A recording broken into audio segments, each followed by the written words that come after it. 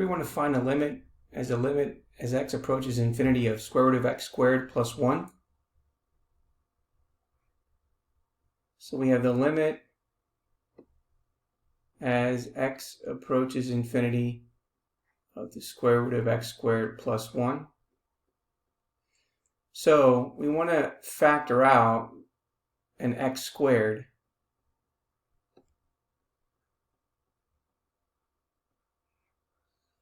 So if we factor out an x squared, then what we have left is 1 plus 1 over x squared.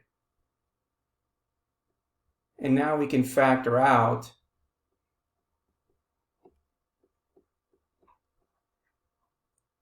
the square root of x squared times 1 plus 1 over x squared.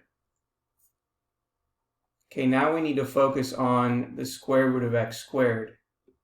When we take the square root of that, we get the absolute value of x. Now keep in mind here that the absolute value of x is a piecewise function where it's equal to x or negative x.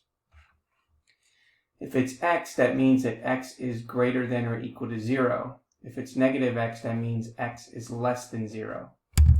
So we always want to pay attention to this scenario whenever we're dealing with the square root of an x squared. Now we need to look at this limit as x is approaching infinity. So that means it's going towards positive infinity, and so therefore x is going to be greater than or equal to 0. So that means that if it applies to that piece, then we're going to use the value of x.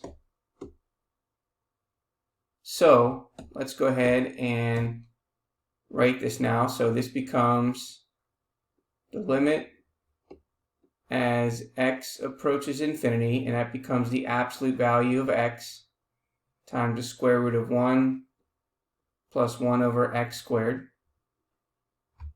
And so what do we know? In the next step, we know that the limit as x approaches infinity, well, the absolute value of x, we know we're going to have to use positive x. So we have x times the square root of 1 plus 1 over x squared. So if we want to evaluate this limit at x approaching infinity, we know we have infinity times the square root of 1 plus 1 over infinity, we know gives us 0. So this becomes infinity times 1, which is equal to infinity. So therefore, this limit as x approaches infinity of the square root of x squared plus 1 is equal to infinity.